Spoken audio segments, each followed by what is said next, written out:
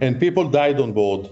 And this is where I realized, wait a second, that's not right. I would never sit with somebody from, I don't know, Sri Lanka or Nepal, or somebody from, I don't know, Australia. Where would they meet them? But over here, you go to the mess and the table is. And at some point, you stop asking people, where are you from? Because you don't care.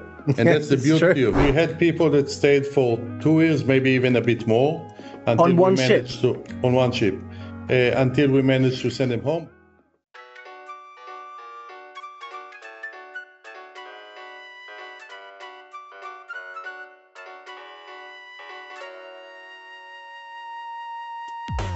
Ahoy, ahoy to all you smooth sailors out there, and welcome aboard the Deck Tales podcast. I'm your host and captain, Sammy Catlin, and this is where we dive headfirst into life at sea. From stunning destinations to unexpected storms, our guests have stories that will make you laugh, gasp, and maybe even shed a tear. Whether you're a seasoned sea dog or simply curious about life on board, Deck Tales is your boarding pass to a world of nautical narratives. My guest today is Mr. Orel Federman, a man who's served in the Navy and on cruise ships. He's dabbled as a ship investor, and now he's got an app that gives seafarers discounts at Starbucks and much, much more. From defending ships to defending crew shore leave, he's the founder of Nautical Miles Club. From anti-piracy operations to COVID survival stories, he's a lifelong man of the sea. So let's anchor up and dive right in. Hello, Orel. How are you, sir? I'm very good. How are you? I'm very well as well. Thank you very much. It's been a few months since we spoke. Since I originally reached out to you. How's business? How's the app going? Good. We have a good progress. Keeping busy. We're adding now some important features. So yeah. Looks good. And so, well, I think we should probably maybe even start with that, right? So the Nautical Miles app, or the Nautical Miles Club, I should say, sorry. It is an app and it's for seafarers. It's offering discounts to people across many different sectors. How would you explain the app to someone who's got no idea what it is? We started as a global discount marketplace. So the idea was to recognize the seafarers, the community, and basically tell them, listen, everywhere you go, somebody is appreciating you, and the way that they will show it is by giving you a discount, right? Doesn't matter if it's a big brand, Starbucks, Nike, Adidas, Sephora, and so on, or a small local shop. They do appreciate you, and this is the way to award you. But then we saw that actually the problem is bigger than that. And we're now connecting between the businesses on shore to the community, to the seafarers. But we're also connecting between the shipping companies, the employers, to the employees, which is a big problem. Today, still today, they cannot really talk with each other on a regular basis, and of course not to reward and award and recognize. It's not important. It's not that it's not important, but it's not an email that you're sending to the captain and tell him, find this oiler or AB and tell him congratulations. You just don't do it. So we give them this channel to communicate, and we also connecting between parties that have interest with this community to the community. For example, training facilities. You do your training, but then you're gone, right? You don't keep the loyalty or the relationship. So we give them this loyalty channel. Anything from happy birthday to some deals, to referrals, to anything. And also there is some sort which we're still building, but it's between the family and the member on board. In terms of lifestyle, less, like, hi, how are you? They have WhatsApp and Facebook and all that for this, but more of, it can be your child that's sending you some voucher. Hey, daddy, I just purchased this shoes in Miami, so I know that you are there tomorrow. Just bring it with you when you come. I make you my delivery guy, or the wife or the husband, or, so more of lifestyle interaction. So it became more of holistic connecting channel between whatever is happening on shore to those people that just visiting for short time. Oh, it's interesting. But like, what's one of the like prerequisites for somebody to download the app and to start using it? Like, I'm guessing it doesn't extend to people who are guests, for example, on cruise ships. They have to be a seafarer. That's right. They have to be part of the community. Mm-hmm. The community is the employees. The community is former retired employees. Okay, I used to work on ships. Yes. I'm still part of the community.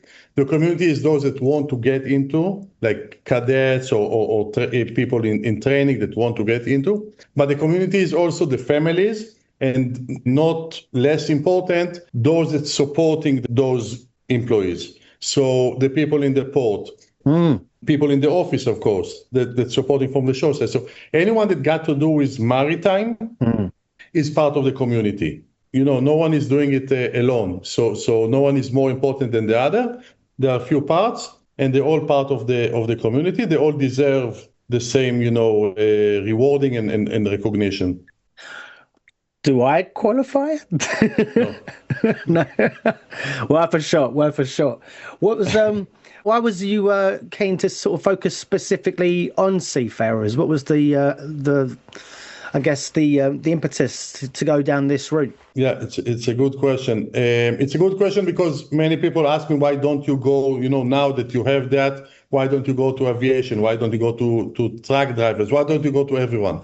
So, and the answer is simple. First of all, I know the industry. I'm coming from there, okay? So it's much easier business-wise to approach to it, to understand problems, to understand possible solutions, and of course, leads or knowing the people.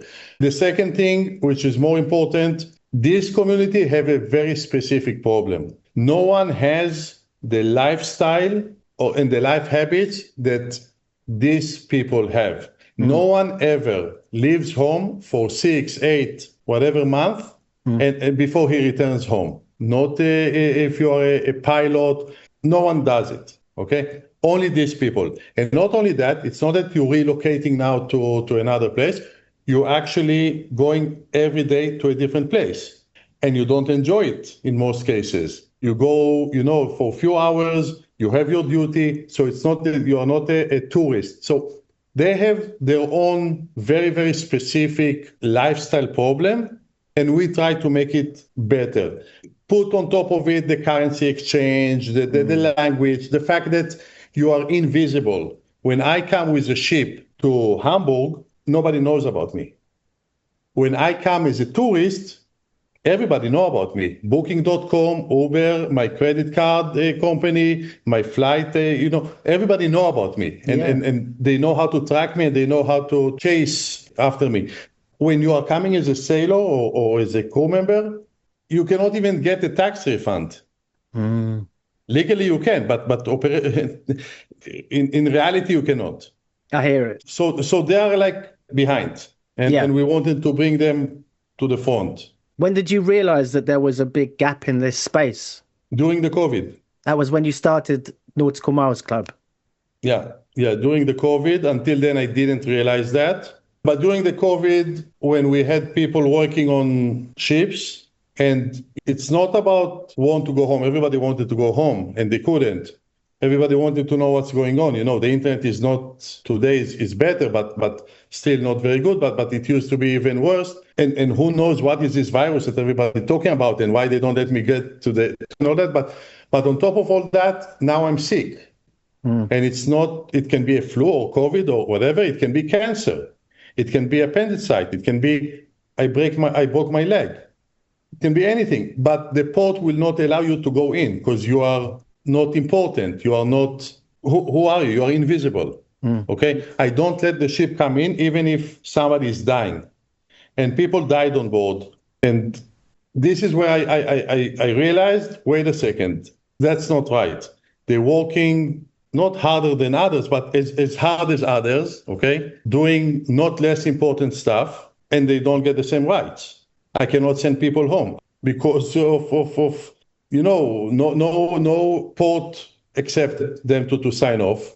They didn't have COVID tests Yeah, because they were on complete board when lockdown. everything started. Yeah. But it was required to have a COVID test before you fly. So, it was Lots of things. crazy for everyone, but 100 times more to those people that been on board before it started and stayed there during. And so when we started to think, okay, what to do next, the objective was we will do something that will give them, show some appreciation to these people, regardless if they are the captain of the ship, a first day on board as a cleaner, dishwasher, it doesn't matter.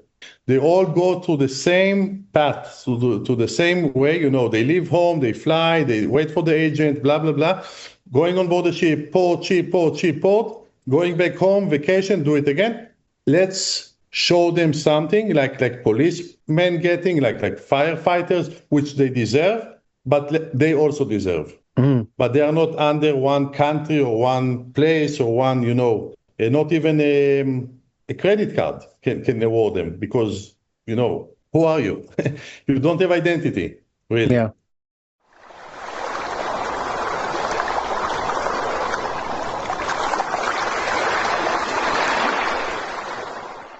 Just to sort of go back to COVID as a talking point, I did a bit of reading and research into that as a kind of what the hell's going on at the moment, because when lockdown happened, Orel, it was the first time I think the cruise ships were stopped since pre-World War II. I don't think they ever got shut down globally like that en masse ever before since that time. And so I was extremely interested to see how the companies were going to cope with it. And not many people know this, but, the guests were taken care of quite quickly and were sent home, chartered flights, whatever it took. But the crew were stuck on board and they weren't allowed to go home. They weren't allowed to go ashore because it was locked down. In some cases, they weren't getting paid.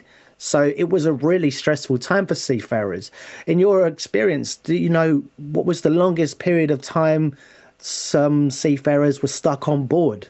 So we had people that stayed for 2 years, maybe even a bit more, until On one ship?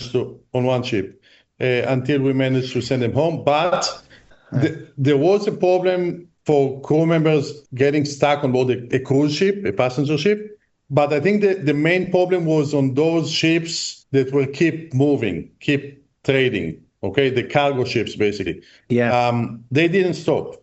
You had to keep doing your job under those circumstances, under those challenges. When, again, everybody needed you. You remember the pricing, the cargo pricing, the freight, and everything was exploding because it was required. But they got zero appreciation. They couldn't sign off. They couldn't go home. They were, I hate to use this word, but it was really slavery, not from the shipping side. Well, it was imprisonment in some cases because they're not getting. It was. Yeah. It was I'm not pointing the finger to anyone, especially not in the maritime industry, because everybody tried to find ways, but it was so difficult to coordinate and the confusion, and then per country and where you're coming from, and show me the test and all this nonsense, because and that's how I felt, that those people are worthless. They don't have, who are you? Again, I'm coming now to country X or country Y. They don't really need to give me so much attention and care, because they have so many other people to take care of. Yeah. So I'm not blaming them. I'm not blaming anyone. I'm just saying the situation was crazy bad, and we as a community, we were in the middle of it. Mm-hmm. And that was bad. So that was driving us to look for something that would, again, improve a bit the should I be a seafarer and stuck on this ship? Maybe not. Why are you going to be a policeman? It's dangerous. It's not easy. Training, discipline, all that. It's not fun most of the time. But still, people go to do it, because one of the things that driving people to go to work to a company X or Y or take this position is beyond the salary. Even how I look, towards other people. You see a policeman, you say, okay, good. He's a good man. He does something, he's not probably getting the highest salary, but still he's doing it because he wants to sacrifice something for the country or for do something good, or a teacher or a firefighter, or, seamen are in the same scale, the same level, Yeah.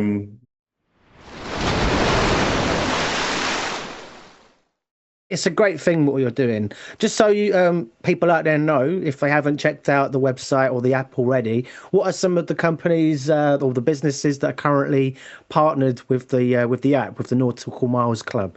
We started, as I told you, as a discount marketplace. So it was open and it's still open for anyone to join, regardless if the company is partnered with us or not.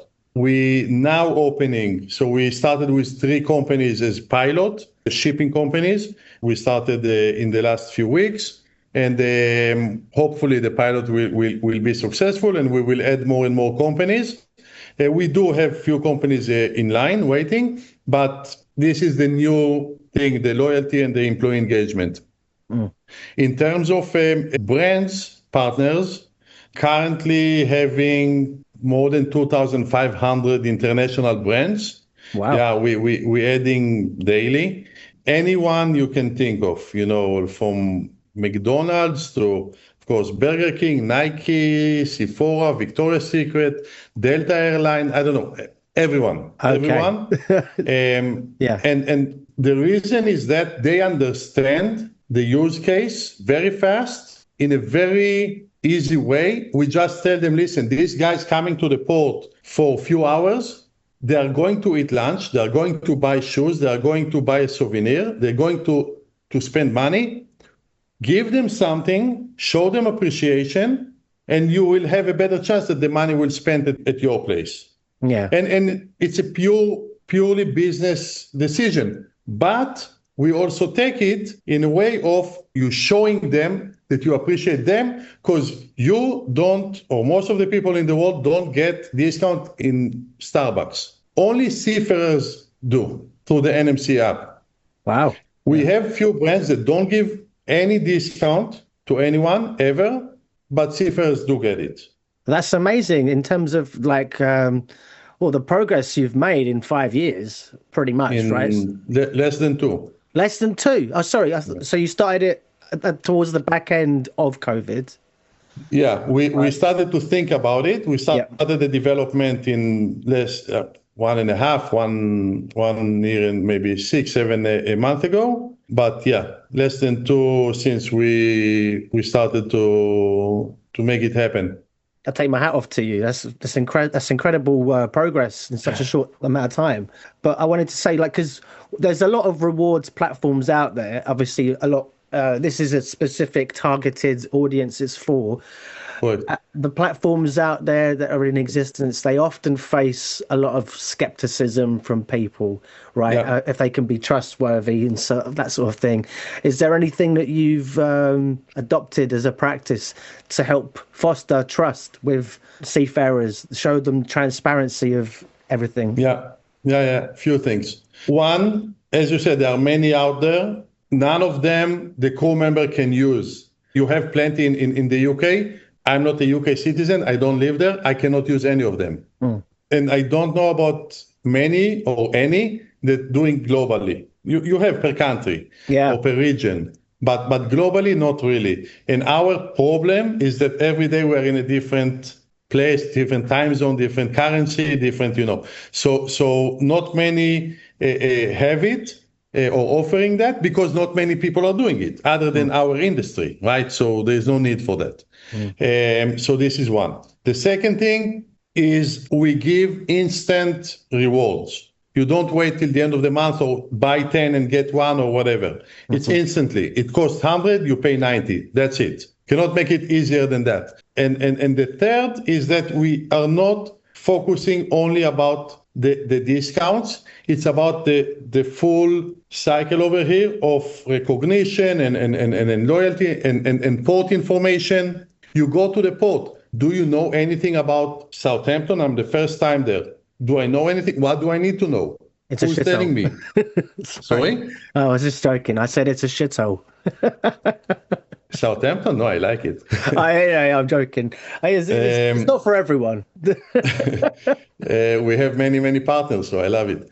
But I'm saying the crew member now is, so yeah, he can open Google, he can open, but we give it everything in one place. We creating transportation for them. We help them to build or to have experiences in the place that they're visiting, in the destinations. Yeah. And look, crew members don't need to save money, don't need to save $10. It will not change their life, okay? But they need to see the places, to create the experience. I'm jumping, but I think it's the most important thing. Everybody talk about why crew members don't join, why new people are not joining, or why people are not staying, why the retention is not really good. Especially now, since post-COVID. Especially since the COVID. Yeah. And I'm looking at it from the logic point of view, right? What makes you come to work? Your salary. Okay, we're getting good paid in the Maritime, fine.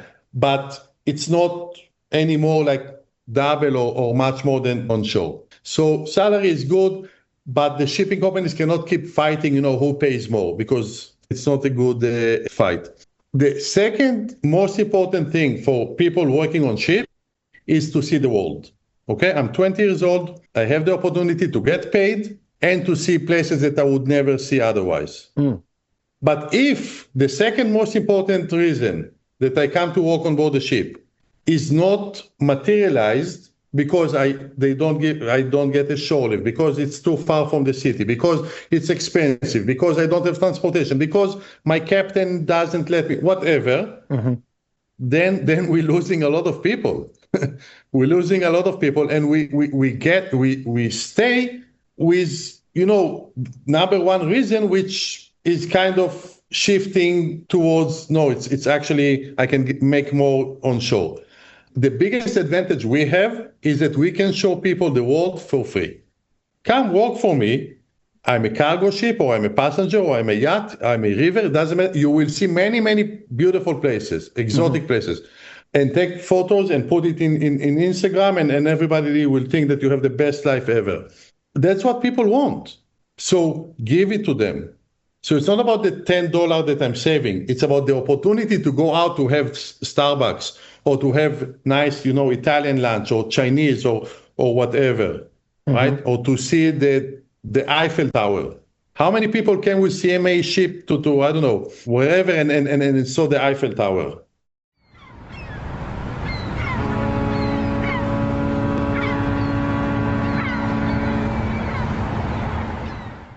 It's a bit of a technical question. How do you handle things like data privacy, especially when seafarers are from everywhere and, so many different jurisdictions and things of that nature?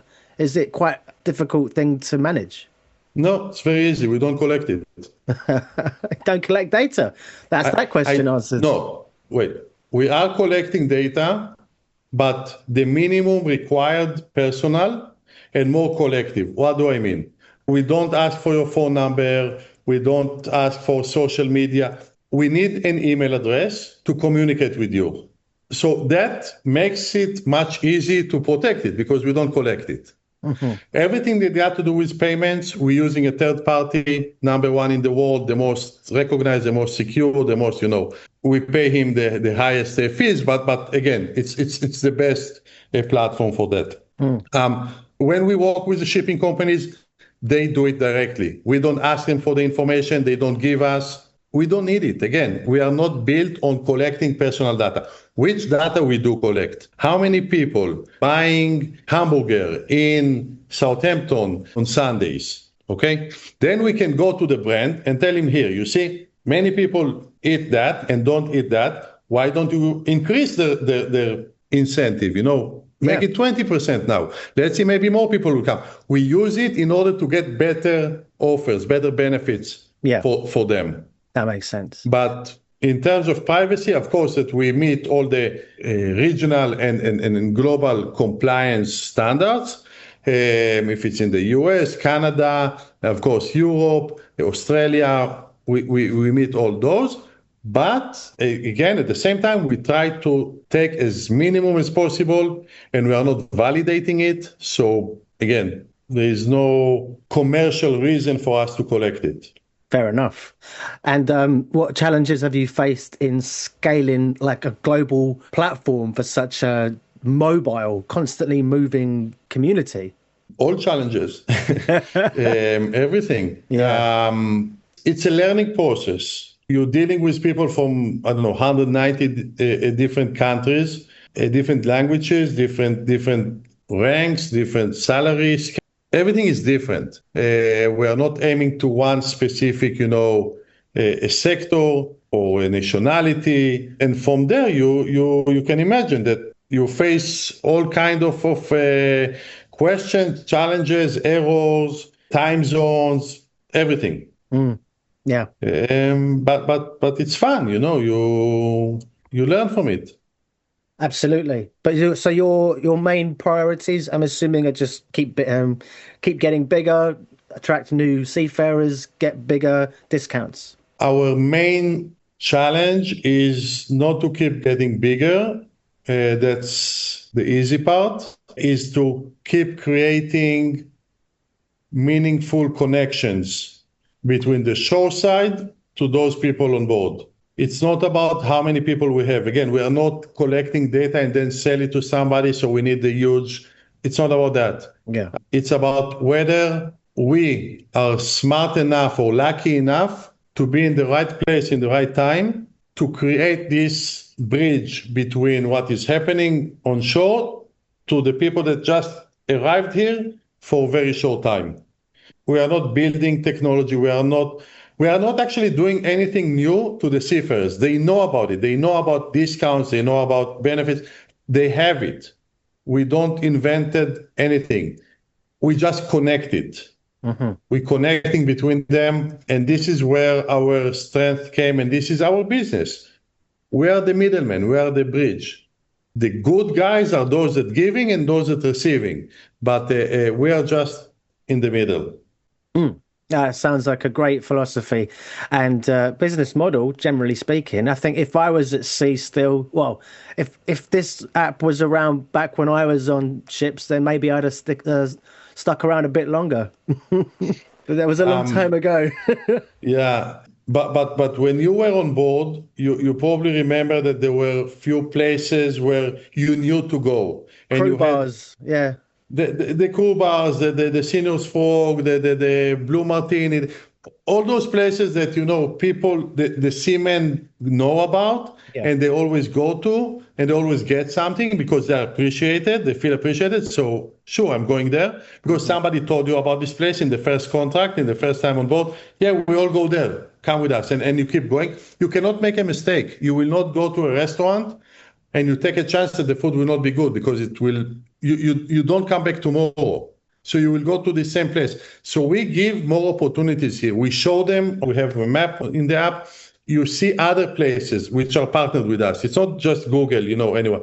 You see reviews only from crew members, only from the community. Oh, that's cool. Not from Google. Yeah. So later on, you will see photos of people live there, Where do you go? You go where your friends are or mates or so we take all the habits that seafarers and crew members have and had, and we just digitalize it to one application, and hopefully it will create more experiences while you are on shore, easier. Why when you come with a ship, why there is no bus or minivan or Uber waiting for you and take you to the city center? Why? Why the city don't pay for it? You are the best ambassador for the city, the best. You will take photos, you will post it, more, crazier than any other tourist because you are there only for 2 hours. Mm-hmm. You will go back on board and tell it to your friend that asks you tomorrow, he just joined and asked, hey, where to go. You will show him, you will point the place.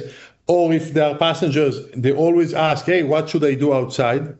Where should I go? You will be the best ambassador to direct them. So why the cities don't pay for it? It's very, very small money. Why the shopping mall wouldn't? So that's what we do. We go to the cities. We go to the tourism boards. We go to the shopping malls. We go to the restaurants. We go to the chains. And we don't just tell them, give me a discount. Give me the access. Make it convenient for them to get to your place. Because, again, it's not about the money. Seafarers don't need a discount. Okay, let's make it clear. They don't. They like it. Everybody like it, but it's not what drives them. What drives them is the convenience. Is it convenient to get off the gangway, jump on a bus that will take me, city center, and bring me back after 3 hours, and I will not have a taxi driver that will, take advantage of my situation. Otherwise, I will lose the ship. So the convenience is the main key over here, and this is what we're telling our partners. Yeah, because it's time sensitive. They haven't got all day to get off, as you said. Exactly. I remember when I was on board, it was 2006, 2010, and as soon as you get into port, a lot of the crew, they would just go straight to the nearest internet cafe, fill it up, because they didn't have smartphones, all of them, and none of us really did. So that's stopped now? People are still going to the internet cafes, or are they kind of a bit more spread out now? Maybe not the internet cafe per se, but they go to the nearest cafe. Now, when you went to the internet cafe where everybody go, maybe there was another one 20 meters away, next street, and you never knew about it. Maybe it had a better coffee. You never knew about it because everybody go to the same place, and you will always go to the same place because it's a habit, and you cannot make mistakes. You will not roam around, to look for a better place. And everybody told you that it's the best place. So of course you'll go there. We give you now more opportunities to explore other places. We give more opportunities to the business owners to get in touch with you without standing outside and giving flyers, like back then. But the method is the same. It's just that there is a better way, I guess, to do it. What about the registration process for the app? You say you don't collect data. So is it as simple as just putting their details in and applying, or do they need to provide some form of certification or some kind of form of employment from the shipping company? We have a referral code. We have a code. Okay. Okay. Yeah. The code is given to the shipping companies. They distribute it to their employees. Oh, I see. Okay. Once you have the code, you are in. Nobody will investigate or validate or ask you for your seaman book or for your employment letter. None of our business. The shipping company will give you. If your shipping company is still not working with us, you can apply directly. You can go to the app, register, and say, I don't have the code, and we will do some very quick verification to understand whether you are part of the community or not. Right.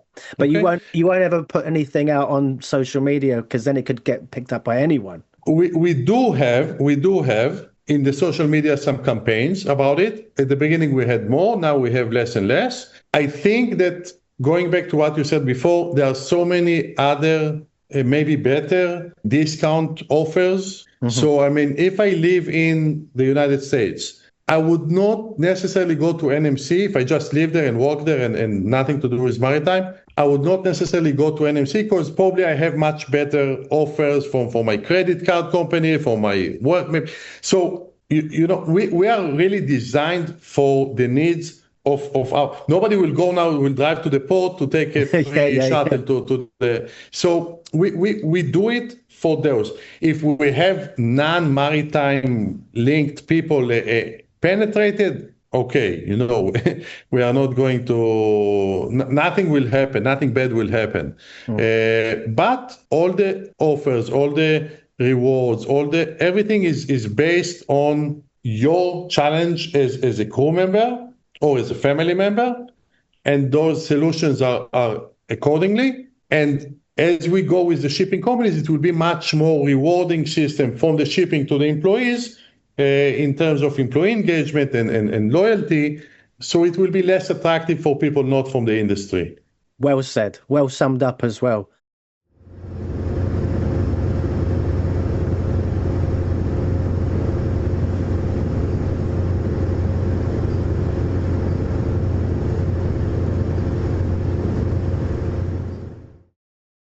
But in terms of you, though, Orel, you've been a seafarer, obviously, for how many years were you at sea working? I've been in the Navy, and then I worked on ships, so 7 years on ships as an employee. On cruise ships? On cruise ships. And where is it you're from exactly? I can't remember. I think you may have told me, but I apologies. Where do I live? Yeah. Where am I from? Where are you from? Yeah. Yeah, I'm from Israel.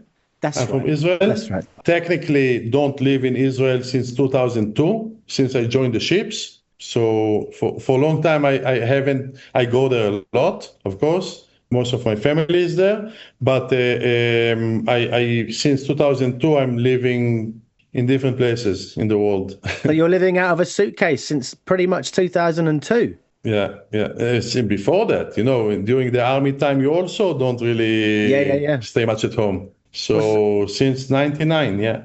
Wow. What was it that first drew you to a life at sea?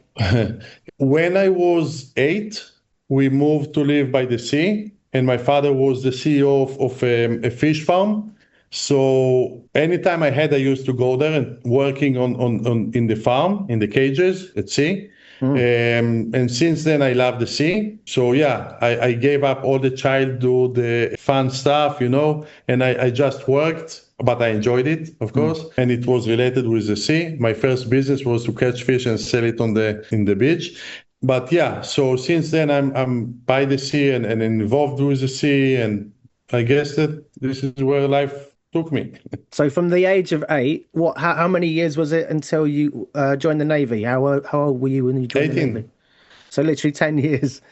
And do you remember? Yeah, you live by the sea, you dive a lot, you do water sport, you live by the sea. So my city is Eilat. Eilat is in the south of Israel, just in the border with Egypt, Jordan, and you can see Saudi from there as well. So this was our life, flip-flops and getting wet. What was your first voyage? Do you remember? So you're 18.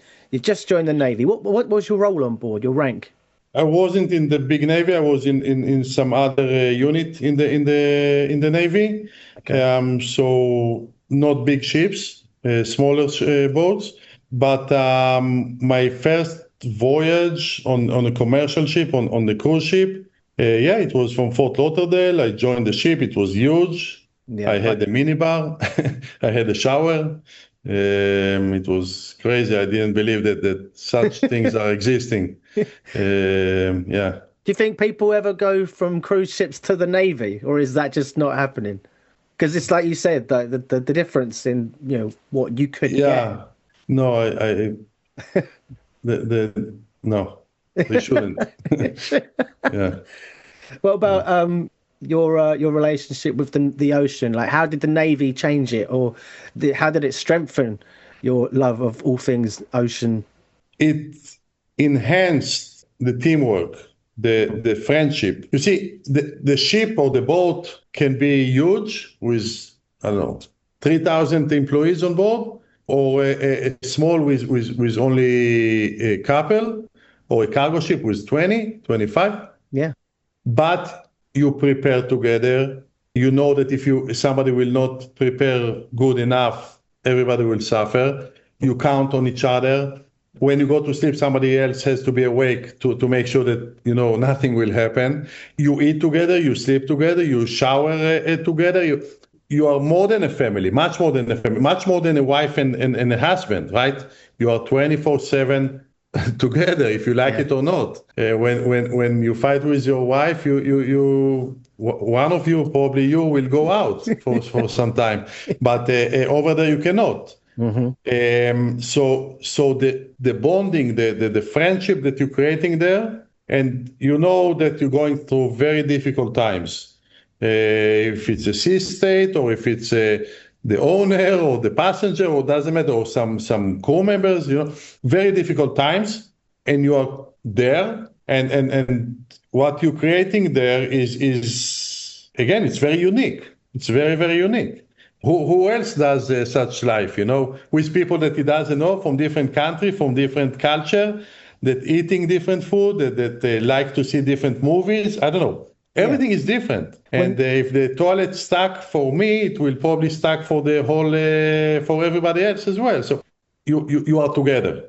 You are together. And this is what I think sea life is giving you, is understanding the importance of the teamwork, of the friendship and the importance of I'm not alone. Put my ego aside, put my, you know what, not always I'm right. And even if I do, I still live with other people. I'm married to 20 other people or 2,000 or whatever it is, depending how. No, but it is what it is. You know, Yeah. you cannot really fight or hate or don't get along with the people on board. So when you started at the age of 18, was there anyone in particular who you kind of gravitated towards, an early mentor, someone that really took you under their wing, that really helped you kind of find your sea legs? He didn't take me under his wings, but it's a guy that I think about every day almost, I think. It was my first commander. Yeah, he's a character. He's a character. I learned from everybody almost. Now I'm going back to the commercial, to the cruise. Different countries, different languages, different cultures. You learn so much when you are so young. Who has this opportunity to meet 50, 100, 150 different nationalities in one day and sit with them and talk with them, and not just in the bar in Copenhagen, but you know, for the next few months or few years. I would never sit with somebody from, I don't know, Sri Lanka or Nepal just like that. Where would I meet them? But over here, you go to the mess and the table is yeah. And at some point, you stop asking people, where are you from? Because you don't care. And that's the beauty of it. Yeah, you don't care anymore. Yeah, that's very true. This is nice. It's on land, it's the first question out of your mouth. Exactly. And then you start to I'll use not bad words, but you have some reluctance. Yeah. I guess it's a bit of a reluctance to kind of be so open in case there are prejudices. Maybe. Yeah. You know, that washes away on board. People less. I will not say not, but much less judging you based on where you're from, what's your skin color, what is the language you speak, what believe, who do you believe in or don't. Less and less judge you and really want to get to know you. Yeah. Okay. And if you're a good teammate, you will get along with anyone, regardless, again, who you are, where you come from, and all that. And if you are not, also doesn't matter where you came from, you will be sacked out. Yeah, it's an easy tell, isn't it? You can tell when someone is not comfortable and the ship life isn't for them. They're gone within a few weeks. They will not stay long. What was it then that made you want to move from the Navy onto cruise ships? A phone call at 11 o'clock. That was what was the phone call? No, I finished my serving in the army. I worked a little bit in some place in my city, and somebody called me to my parents' home. I picked up, and he said that he's talking for Miami, and he said, "Do you want to come to work on ships?" I said, "Okay." And the next day, I went to the embassy. I got my visa, C1D and B1, B2, in 45 minutes. Wow, yeah. Both of them. The Seafarers visa is different, right? Yeah, and also it was after September 11, but still before all the big changes. So it was much easier to get it. And the next day I flew. I didn't know where I'm going. I didn't have a contract. I didn't have anything. I just flew there. Nobody was waiting for me.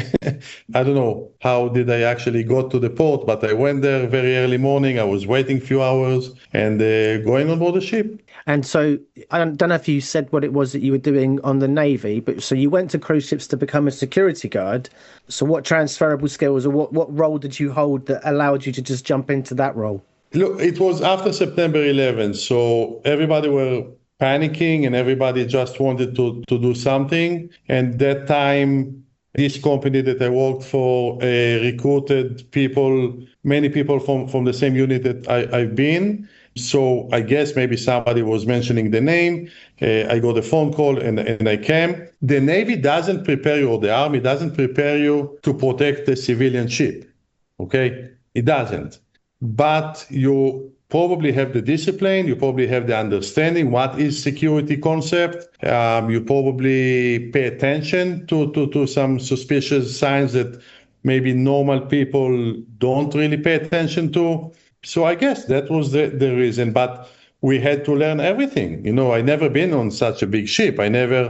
Security on board ship is more of a policing job. It's not an army job. But you come to do security and you are still young and naive that you can change it and make it better. So I guess it was the right choice for them to recruit such people. Today I know that they changed it, everybody.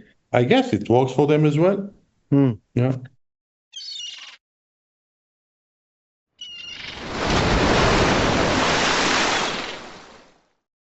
The ISPS code. What was it? What is the ISPS code? ISPS is the International Ship and Port Facility Security Code, right? Which came in 2004, basically after September 11. In 2002 or 3, the first version came, and I was there to implement and to give feedback. Not me personally, but the company I worked for. We had it. We had the initial version, and we were communicating to the company level with the Coast Guard and giving feedback, etc. But basically, it is a code that came after the events in September 11. The industry said, wait a second, time out. Let's put some code, some standard to security as well. We have for safety. Now let's do it for security as well. It's amazing, right? The less amazing part is that it's been 23 years since then, and nothing has been changed. Although in reality, many things have changed, but the code hasn't. So yeah, it's outdated. I think part of it. You think many parts of it. You need what needs to change? Yeah, everything. The threat, the life, the reality, the response, the planning, the technology, everything has changed. Many things happened in the last 20-something years. So unfortunately, in security, also in safety, things are being updated or implemented only after a big disaster, right? After a big, we cannot change the world. We can say what we think, but stronger and smarter people are taking the decisions. So I'm just saying that the ISPS is, I think, many parts of it are outdated and can be much better. It should be a security code for the ships and for the ports, but it can be better. Thank you for educating on that matter, because I did look into it a little bit, but you just put it very, very plainly. Thank you. Did I hear this right, or did I read this right about anti-piracy program that you began? Yeah. You started. So what was the biggest challenge in doing that, and what was it that you did exactly? The biggest challenge was that we were the second company in the world doing it. So we couldn't really copy and paste from others. Back in 2009, when you wanted to put civilians with firearms and equipment on board a civilian cargo ship and going from here to there, people were looking at you not in a very good way, especially when you spoke to the authorities. So there were many challenges that related to the awareness and, of course, to compliance and to rules and regulations. It's not only the people. Here you're talking about, weapons, moving weapons, flying them, many laws, many regulations, different countries. So that was the biggest challenge. Then when it became more regulated, the challenge was there were no entry standards. Anyone could create a security company with a brochure and get weapons this way or another and become a security company. I think that this is not killed, but ruined the fun. And fun, I mean quality. I like quality. And we invested a lot. We still, in the quality of the people, in the quality of the training. As I told you, I don't care what you did in the past. I care what you're going to do today. So if you were the general, we fired the general because he broke the policy. Wow. That's it. He broke our policy, not massively, nothing. He was off duty also, and we fired him. What did he do? He went for lunch and he had a beer. That's it. Yeah.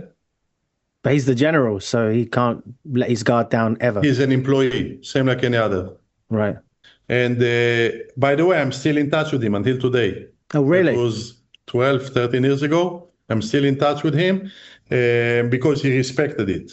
He respected it. He said, you're not just saying that. You don't just have it in your policy. You actually do it. And I respect you for that. And he recommended other people from his unit to come to work for us. So security is a profession, I think. Security on board ships is more difficult profession. And there isn't really a standard, so it's difficult to keep equality because anyone comes and just take the cheapest, make a nice brochure and or today, I don't know, Instagram or TikTok page and sell it for very cheap. When you are cheap, you cannot really maintain standards. So this is the challenge today and in the last probably 10 years. Luckily, we have clients that trust us. They value or they need or they want equality, so they keep working with us. But we have our way. We are not going to change it. And if nobody would look for quality, then we will be out of the market. That's a risk we're taking, but at least we do it our way. And we're proud of it. And we think it should be like that. You've had lots of different jobs, lots of different business ventures and things over the years. It's kind of like hard to not want to jump from one thing. It's been many years. It's been many years. It's hard to not want to jump from this and that, but it's almost impossible given your varied history. What's the most dangerous situation that you've ever encountered at sea? And how did you handle it? It has to be at sea. I guess not, but it is. It is deck tails. Dangerous. No, I didn't. I cannot recall something dangerous because you're really supposed to plan for these dangerous cases, right? So when they come, you should be kind of aware. Dangerous is when it's surprising you. But if you try to take all the scenarios, it's less dangerous. It's more scary. Mm-hmm. Yeah. And it's got to do mainly with people, the good people. You know, if you are on the big ship and you find a letter, a suicide letter saying whatever, blah, blah, blah, and I'm going to kill myself, and you just see it in the middle of the night. Now, good luck with finding this person and make sure that he or she will not jump overboard or do other things.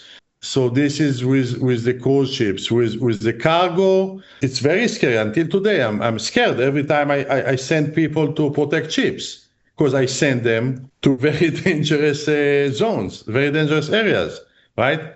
Intentionally, I tell them, go on board this ship.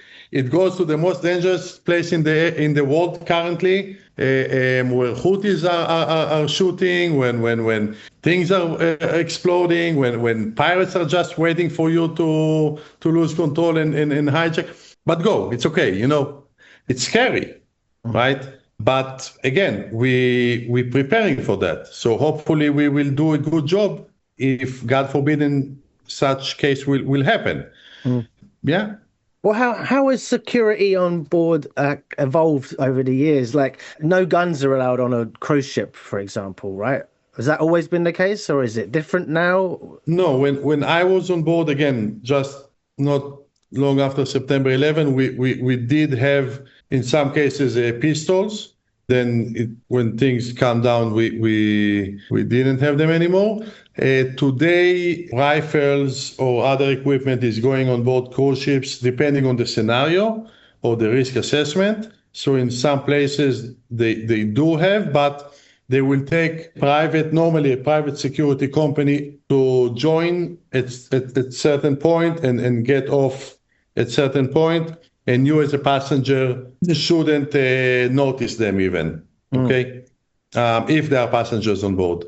I believe that cruise ships wouldn't really go today to the Red Sea, South Red Sea or Gulf of Aden, where it's a bit more hectic.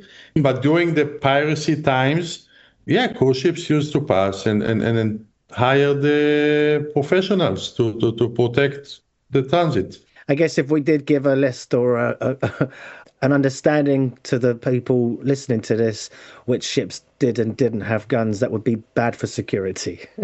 We would want to keep That would be bad for the brand, not for security. Yeah, both. We want to be on any ship. It's the ship owner or the ship manager that deciding to take security or not. Again, I think, but I'm not objective, that every ship should have a security. I think should have a permanent security, not only in the Gulf of Aden. I think every ship should have a security officer, not as additional job to the captain or the staff captain or the chief officer with the title SSO, ship security officer, a professional security, at least one on board. The rifle, the equipment is not important. The importance is if I'm the captain of the ship and I just got my stripes or my captain hat, does it make me a good captain? No, I need to. Okay, so every ship has to have a captain and chief engineer and the electrician and oiler and cook. Why not security? Security is not only to prevent terrorism or piracy. It's also, there's a lot of crime on board, right? Like internal or domestic crime. There is a lot of investigations that need to be made in a professional way, not just to send an email to the office and say, I checked, I didn't find anything. There's a lot of prevention. There's a lot of training that needs to happen. There's a lot of trafficking that's happening, and sometimes you know, sometimes you don't know. I think that security should be a part of the crew list, and if there isn't security on board the ship, it's because somebody decided not to. Yeah. If a captain is seen as being unfit to command, is there like a leapfrog in terms of who takes control? For example, this is a bit silly by a comparison, but maybe not so much. I was watching the new TV series on Disney Plus, Alien Earth, which is pretty good. And there's a security officer on board who's basically got this hidden kind of command back from the head office that if the captain is deemed unfit and unworthy to continue with the mission, the security officer on board will outrank the captain and seize control of the vessel. Right now, this is in space, and the agenda is because they want this alien embryo to be contained, and it's all about money. But in in the ship world, is there anything like that at all? Yeah, I mean, there's a chain of command, and under the captain there will be the staff captain in the passenger ship, or the chief officer, and then the second officer or the first, depending, what's the rank structure over there. So there is always somebody to take over. And not only that, when the captain sleeps or when he's not in the bridge, then whoever the officer in the bridge is in command of the ship. He has the same commanding duties and responsibility as the captain until the captain comes or somebody higher comes and take over. But I don't think, to answer the question, I don't think that the security person on board that I suggested should necessarily have navigation skills.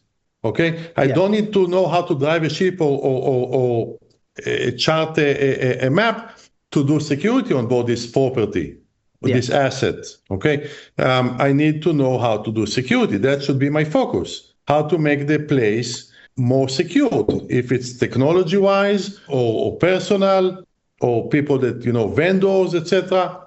Should we go out or not? A lot of things that security related that can be and should be done, cargo, before something happens. Now, a lot of things are happening and nobody knows or talk about it because people don't really die in most cases. Some cases they are. But I think that security should be on board, not necessarily be a mariner. Yeah.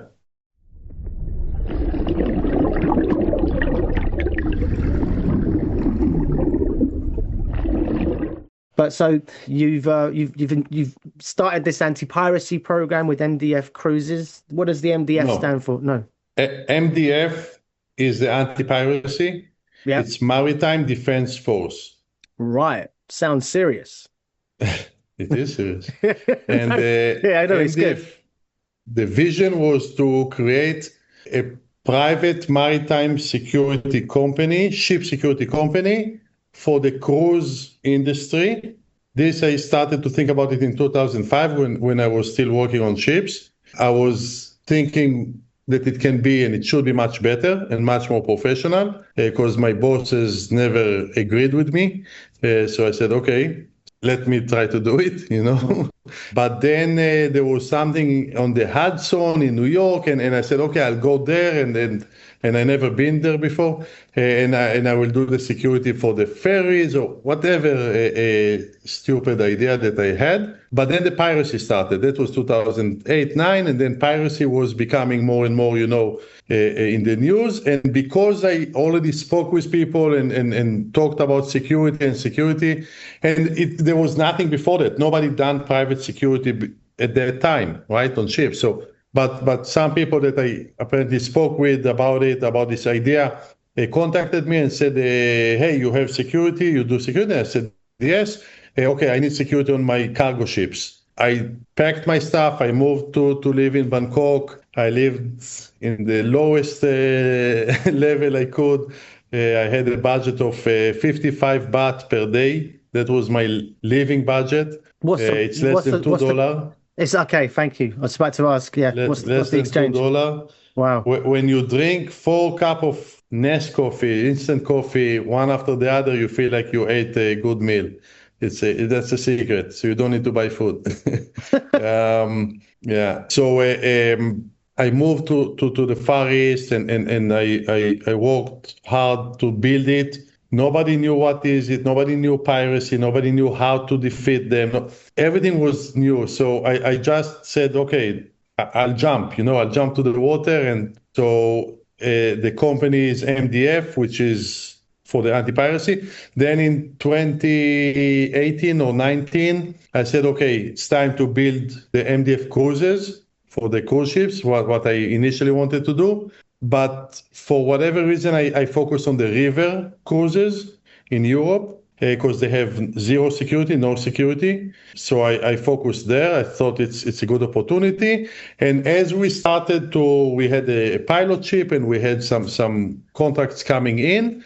But then, COVID started and stopped everything, and I didn't go back to it. So the company is there. We do have some small projects more into consultancy and plans and those things, training. The focus is on MDF, which is a company that is working and have ongoing operation. And the NMC, Nautical Miles Club, the new company, which is totally different.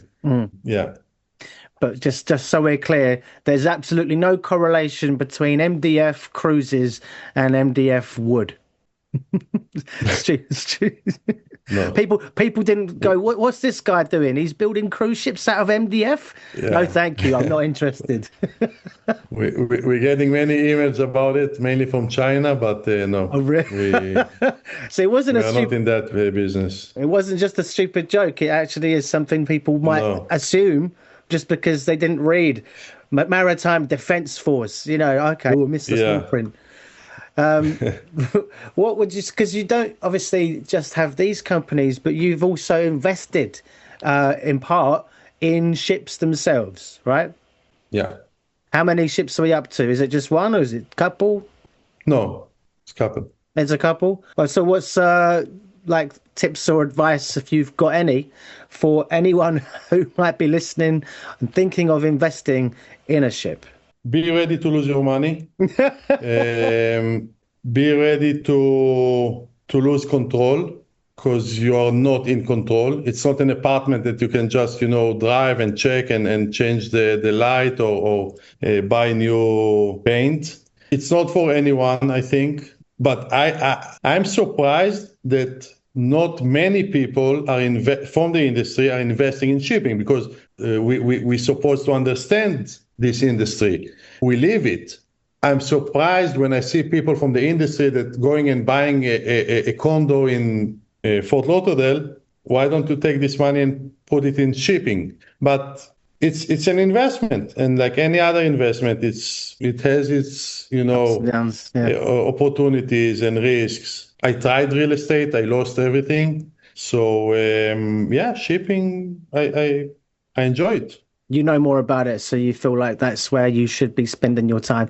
Invest in what you know, right? More so, I guess. I don't think that I know. I'm far from knowing, and I'm far from that. But I know people that I can trust, which Right. I trust that they know it. So I'm the stupid money, I'm not really. I'm trying. I'm learning. I hope that I'm improving, but I'm not the expert in any deal. Mm. But so how long have you been doing the investing in ships side of things? The first investment was two ships, one after the other, and it was 2012. I lost both of them, but yeah, since then I kept investing until today. Well, that answers my If you my know any next. good deal, let me know. I will keep my eyes and ears out for you. Well, I was going to ask, have you ever invested in a ship, immediately regretted it? Because you like, did you find what was the reason that you lost it? Market and partners. Right, so it wasn't because it sank or something, it got struck by another ship No, or if it was sank, we would get the insurance. It was good. of course, yeah. No, well, so it's a No, volatile market. like anything else, for good or bad, it's about the people you do business with. And in this case, I wasn't lucky to have the best partners for this deal. Again, I hope that I learned from it. And today I hope that I have better partners. I do have very good partners in my other investments. The market was bad, but I kept investing since then during bad markets. So, I wouldn't put it all on the market. Yeah, it didn't work. It was a But learning curve. the important thing is to keep going on, not to, when I invest, I always say, okay, I'm going to lose this money, 100% going to be lost, okay? Would I be able to live my normal life if I lost it all? If the answer is yes, okay, I'll it's a good start. It's a good start. I'm not going to risk my life on any investment, but if you have some spare money, I think that at least for me, I try to do something with it. It's fun.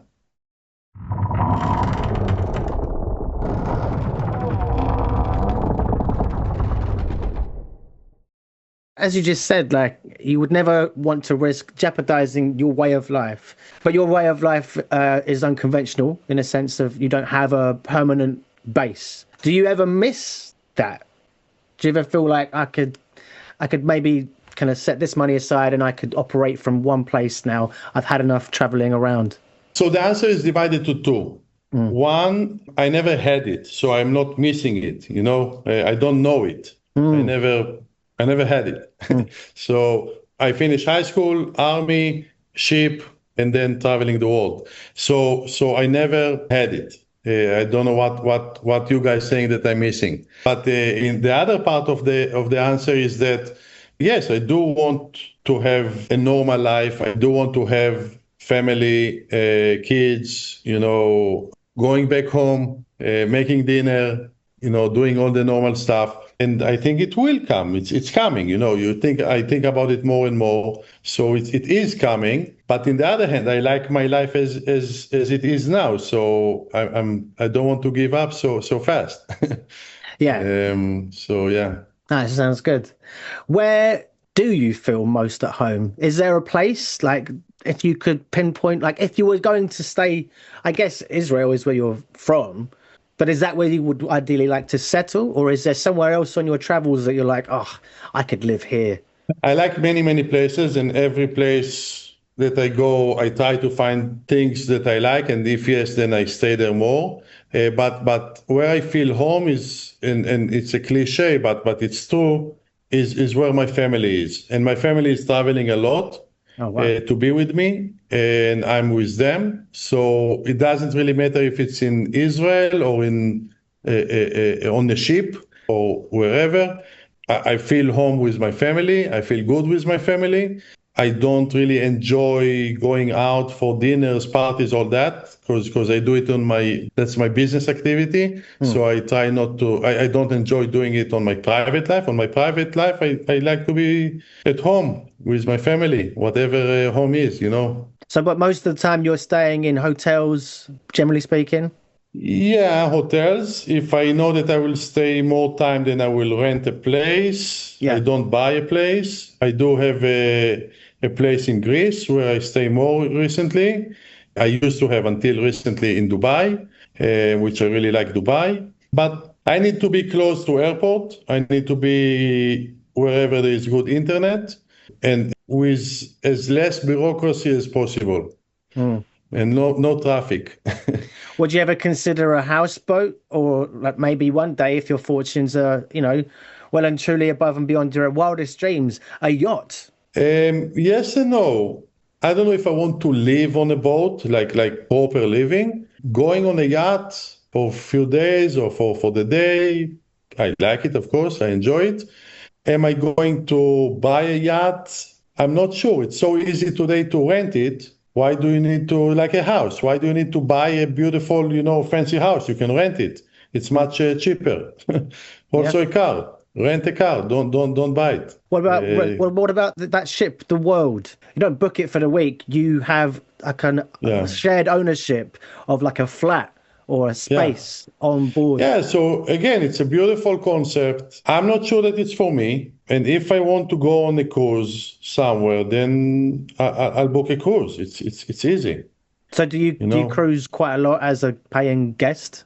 So since I left the ships in 2009, I didn't cruise until this year. On January this year, wow. I went on my first cruise after 14, 15, 16 years? 15 years.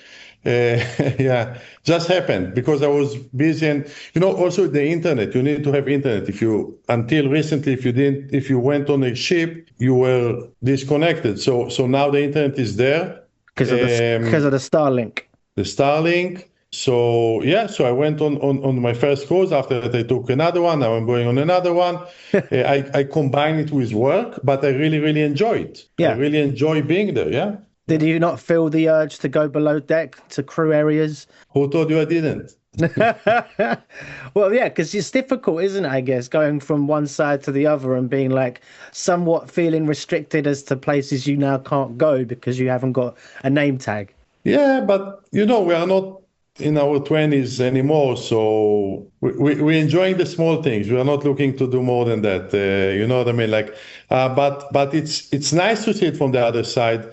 Many things that I thought that they were stupid when I was working on board ships, like policies and training and, training and development and all that, all of a sudden made so much sense from the passenger point of view. The small things, the greeting, the smile, the hand signals, all those things, all of a sudden you understand how important it is. And one of the lessons I learned is that, and it's not a joke, it's real. Cruise ships should send their employees on cruises as guests, even with other companies. They will get so much benefit out of it. The crew will understand why it's so important to do those things, and they will do it naturally without forcing you, I was going to say, is that something that you might be able to wrangle with Nautical Miles Club, potentially? This has to come from the company to their employees, right? Yeah. What I learned over there and then implementing now in Nautical Miles Club is that as a guest, I asked all the time the crew members, where should I go? Tomorrow we are in Southampton, okay? Where should I go? I've never been there, let's say. And the answers I heard from in one cruise particular was, I don't know, I'd never go out. I don't get paid enough to go out. I'm too tired. Crew members telling the guest this is I'm saving my money to send it back to my family. But I'm a guest. I don't care. Yeah. No, but that's a lot of what they would be doing internally, thinking as to why they're not going to go. Sure. I'm a passenger. I'm paying your salary at the moment, right? You don't know me. I don't know you. You cannot tell me that. You need to make me go out. You need to make me enjoy the destination. Why did I take this cruise? To be here. If you're telling me that this is boring or you never been there, you're sending me a wrong message. It's true. Right? So why did I take this cruise? I could stay home or fly to somewhere. And then I understood it's not their fault, the crew members. It's the fault of the company that don't give them the convenience to go out.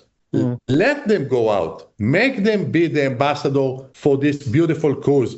To book a destination, it's not easy. There is a long process and high fees, etc., etc. You bring the guests over there, and then you tell them, I don't know if you should actually go out. Don't waste your time.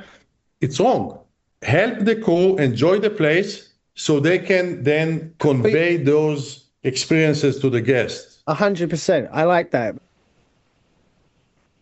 What would you say is like one of the funniest things you've ever seen on a ship? I'll tell you something silly. When I joined the first ship, when I joined the ship first time, I lost my luggage. I didn't get my luggage when I landed in Miami. And every day the guys on board, and they told me, okay, go out in Puerto Rico, in St. Thomas, in Bahamas, wherever we went, Miami, and buy something, And I was so young, naive, and probably stupid, saying, no, I will not waste the company's money. Probably next port I will get my bag, so I will manage it, So 3 weeks later, still didn't get my bag and still didn't buy anything. They call me on the radio and they say, they call me and they said that there is a suspicious bag over there. And on the radio, I'm telling them, immediately call the sheriff, take it to the safe zone outside, there's like a security place for suspicious items. And the sheriff is coming and the port and they closing a little bit and all that. And then the other security that worked with me is calling me and he said, isn't it your bag? And I'm coming and I'm looking. Oh, shit. Sheriff, it's okay. We found the owner. Well, why was it flagged as suspicious? Just because it had come from a different Because it place? came without an owner. I guess that it came with, I don't know, the crew, the agent, I don't really know. And they put it in the gangway and nobody come to claim it. So it's suspicious what this bag is doing here. And we don't want it on board. Immediately take it out, far. Yeah. In case of. Protocol. And luckily they didn't explode it. Yeah. So Thank God.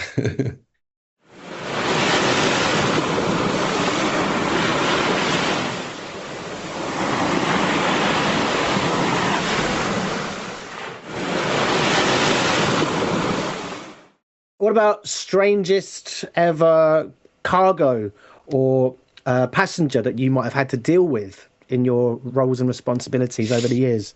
I guess that my first Atlantis cruise was a bit different. Oh, yes. And for those who don't know what that is what, Orel? It's many people, gays, that come to party a lot. When you are young, macho, after, coming from the army and all that, you you don't know what to do, and you don't really want to be there. But then I realized that this is the best cruise ever, with the best people ever. All the stupid thinking I had before that was just washed to the ocean and never came back. Wow. And changed everything. But that was for me, first time after I done few others, but in the first time it was kind of different. Well, because there are a lot of different types of charters that you could potentially be on board. Yeah, I've been on kosher ones. I've been on What was that, sorry? Kosher, like for the kosher. Jewish. Yeah, right. I've been on few, but the Atlantis is one of the special ones. What's the most unusual thing you've confiscated as a security officer? Had to ask that. Toys, yeah. Well, I had to ask during the Atlantis cruise. Yeah. No, I remember it actually just came to me. They confiscated a suitcase because it was vibrating, and so it was like you just said with your suspicious package, taken away, put in some secure area, only to open it, and it was full of dildos, all going crazy. I guess on the Atlantis cruise, that's almost every other bag. We had in Alaska, we had one guy that came with 2 pistols.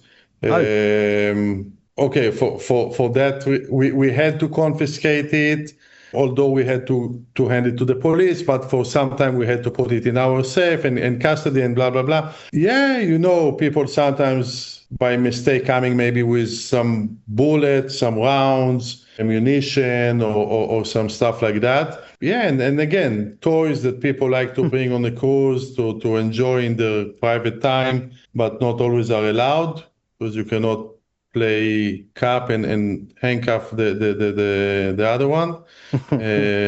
Especially if the cruise ship's going down and you lost the key. Yeah, Where did it exactly. go? Well, he told me I couldn't give him the key until he gave me the safe word, and he forgot it.